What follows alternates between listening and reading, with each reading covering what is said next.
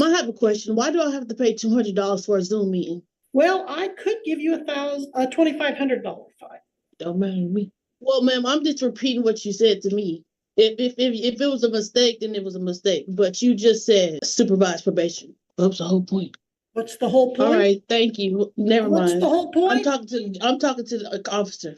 The officer isn't your legal advisor. If you don't do that, and if you don't do what I told you to do, then you can go down to the street to the county jail. Today we have one of the most entitled brats you've ever seen walking into a courtroom like she owns the building. The attitude is through the roof, and you can tell she genuinely believes she's floating somewhere above the law. She's tossing out little remarks at the judge like she's checking items off a grocery list, attitude, disrespect, and a full-time mean mug all included. It's the kind of energy that usually ends with a bailiff stepping a little closer just in case. What makes it wild is she's acting like the judge won't hand out consequences just as fast as she's dishing out eye rolls. And trust me, today she's going to find out exactly what that kind of attitude gets her in a courtroom that does not play games. Do you think she's about to learn her lesson the easy way or the hard way? And real quick, just a little PSA, I've seen a couple comments saying that it looks like I'm talking over the case during my discussion parts. And just to clarify, I'm really not. When I'm speaking, I just play back clips that you've already seen earlier in the video so you're not staring at a blank screen. It's just an editing style I use, and I hope that clears up any confusion. Enjoy the video. All right, Mr. Patterson, how do you want to proceed? Your Honor, in this case, I would announce that Ms. Contreras would be entering a plea of guilty count 1, driving after being declared habitual violator. States agreed to dismiss count 2. And that's your agreement, Ms. Pierce? Yes, Your Honor. Ms. Contreras, how do you plead then to count 1, driving after being declared an habitual violator? Guilty. You're admitting that on November 19th, 2023, you were driving in Butler County and that your license was revoked at the time? Yes. Do you remember where you were driving when the officer stopped you? On the interstate. Okay, out on the Turnpike, I-35, is that correct? Yes, ma'am. And you were driving and your license was revoked as an habitual violator, is that correct? Yes. Is anyone making you enter this plea by any threats or promises other than your plea agreement? No. Do you understand with this plea you are giving up your right to a trial and your right to appeal conviction? Yes. I will accept your plea and find you guilty. Recommendations for sentencing? Judge, we have discussed a 6 months controlling, 1 year non-reporting probation, a fine of $200, court costs, and I think that's all, Judge. Mr. Patterson, anything further? We would ask court to adopt the recommendations. I am court appointed in this case. All right. Where do you work, Ms. Contreras? Wichita. Okay, what kind of work do you do there in Wichita? CNA. CNA, okay. At this time, I will sentence you to 6 months in the Butler County Jail and fine you $200, order court costs of $108. And Mr. Patterson, you said you're appointed? Yes, Your Honor. Your attorney's fees will be $250. I believe that totals $558. I will grant you a 1 year reporting probation, and as long as you're successful on that, you will not have to serve the 6 months. But all standard conditions will apply, primarily 2 specific conditions. Number 1, do not violate any law during this 12 months and get the $558 paid. How much time do you need to pay that, if any? I have a question. Why do I have to pay $200 for a Zoom meeting? Why do you have to pay a $200 fine? Yeah, why do I have to pay a $200 court fine? Well, I could give you a $2,500 fine. Don't matter to me. But okay, that's fine. The fine can be anywhere up to $2,500. Your status is an habitual violator. That means you have been convicted so many times in traffic A and B misdemeanors that you qualify for revocation of license for 3 years. Okay. All right. Any more questions about that? Nope. Okay. Oh, I do have one more question. Is it supervised probation or is it unsupervised probation? Well, the recommendations of the parties was 1 year, but I'm starting to get concerned about your attitude and wondering if you need supervised, because I'm not sure if I'm going to be able to. Oh, ma'am, you said supervised. He said unsupervised, and then you said 1 year supervised. I don't get it. I didn't hear it. Well, if I had meant supervised, I would have added a $60 supervision fee. She said that. But like I said, I'm really getting concerned that. Well, ma'am, I'm just repeating what you said to me. If it was a mistake, then it was a mistake. But you just said supervised probation at the end.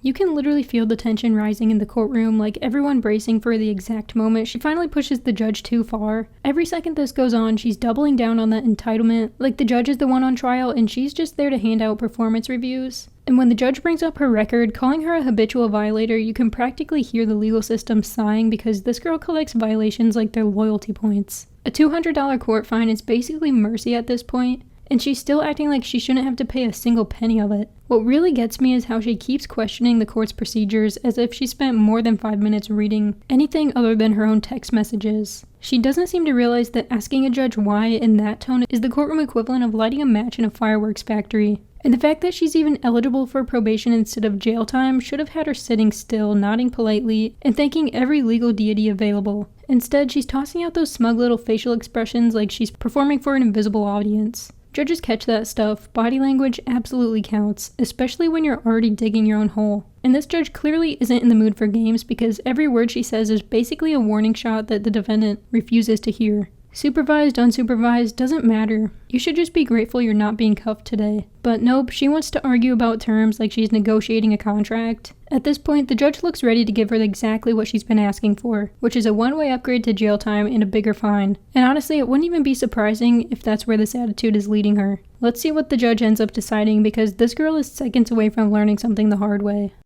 I know everybody in this room heard it, just like I heard it. Mr. Patterson, is that what you heard? Judge, I would prefer a breakout room with my client if I could. Miss Cheryl, did you hear that? I will ask you that, Miss Cheryl, because it is not appropriate for you to talk to counsel directly other than your own. Miss Pierce, did you hear me say that supervised? Yes, Your Honor. I heard you say reporting. Reporting? All right. Yes, ma'am. All right, but that still did not justify a response. Mr. Patterson, I'll give you just about a minute with your client. That's all I need, Judge. Thank you. Thank you. Ms. Contreras, are you ready to proceed? Yes, ma'am.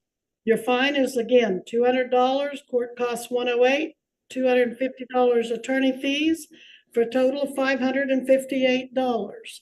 Your sentence again is 6 months. If you do not want to serve that 6 months, you need to be successful on a 1-year non-reporting probation. Non-reporting meaning you do not see a probation officer, but you are nevertheless on probation.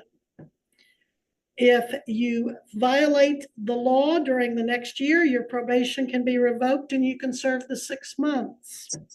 If you fail to pay the $558 in the time I tell you, your probation can be revoked and you can serve your jail sentence. You also can get a collection agent if you don't pay, and you can add more time to the revocation of your driver's license if you don't pay. Now, I am willing to work with you on that payment schedule. Can you pay the whole $558 today, or do you need some time to pay? No, ma'am. No, Okay. All You go right. ahead.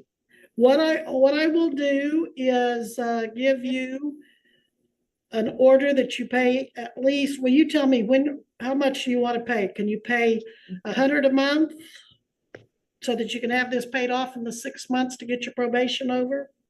No, I thought I had a year of probation.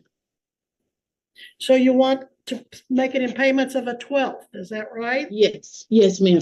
All right, I will grant you 1/12. I don't usually do that on non-reporting probation. So if I have to set it out that far, I will make it reporting probation because I need someone to monitor that and to make sure you're in compliance. So do you want to try to pay it off in 6 months, or do you want to pay it off in a year but make it reporting probation? Ms. Contreras, do you understand what she's asking? Yeah, I understand what she's saying. Can you get it paid off within the 6 months? Yeah, that's fine. All right, Thank you. understand that's probably twice what I usually give folks.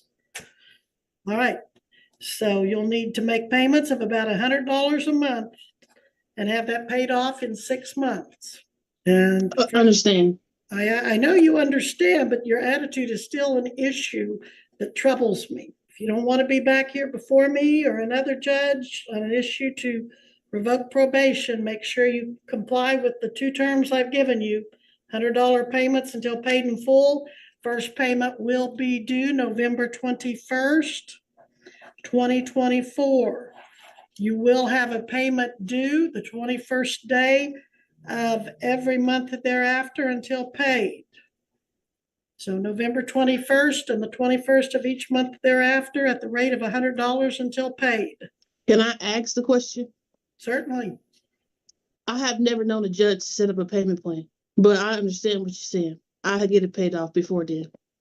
I'm transferring this to reporting probation. There will be a $60 probation fee. You will be required to report to probation as soon as this hearing is over. Go to the probation office down the hall and report. This will be a 1-year reporting probation. All standard conditions will apply, and they will go over those, and you will sign off on those, or you will not be given probation. You'll serve your 6 months. Payment plan that you're not used to, I'm still going to give you the order to pay $100 a month with your first payment due on October 21st, 2024, due on the 21st of each month thereafter. That's the whole point. What's the whole point? All right, thank you. Never What's mind. the whole point? I'm talking to the officer. The officer isn't your legal advisor. What's Mr. the- Patterson is. The whole point is to keep you out of jail. And if I have much more problem, I'm gonna say, forget probation. Let's just take her into custody and take her to jail for 6 months. Deputy, don't be doing that. Don't be mean with We her. need to write this down. There was no point in writing this down, but thank you. I was just writing down her fines and stuff that she had, and I changed it. Well, I know now you to were the trying to help her, $60. deputy, but I don't think that's appropriate. So don't be doing that. Where Down are the you street. going? I'm going down the street. No, you're going down the hall to probation. Yes, down the hall. And if you don't do that, and if you don't do what I told you to do, then you can go down to the street to the county jail. You know, Ma'am. you don't have yourself in that big of a predicament, but you just keep making it worse with your attitude and your responses. So I'm gonna let you go now before you get yourself in any worse trouble. But you better be respectful to the folks in the court services, a lot more respectful than you've been to court. Understand. Thank you. You may go. She's got absolutely no one to blame but herself, because everything that happened in that courtroom was a direct result of her own mouth and her own attitude. I don't know why she thought it was a smart idea to keep talking after the judge made it crystal clear what was expected from her. Judges don't repeat themselves for fun. They do it because they're giving you chances you probably don't deserve. And instead of taking the hint, she kept throwing out those little remarks like she was trying to speedrun her way into a worse outcome. The judge flat out told her she was concerned about her attitude, and instead of adjusting, this defendant basically said, "Let me prove that concern correct." So instead of non-reporting, she walked out with supervised probation, something she acted shocked about, even though she literally built that entire result with her own behavior. Honestly, I'm surprised the judge tolerated her for as long as she did, because plenty of judges would have shut that down instantly. And switching someone to reporting supervision isn't even that harsh. It's basically the judge saying, "You've shown you can't be trusted on autopilot." If anything, she's lucky this didn't turn into the full 6 months in jail, because the judge had enough legal room to make that happen. What people forget is that judges can modify probation terms if there's disrespect or non-compliance happening right in that moment.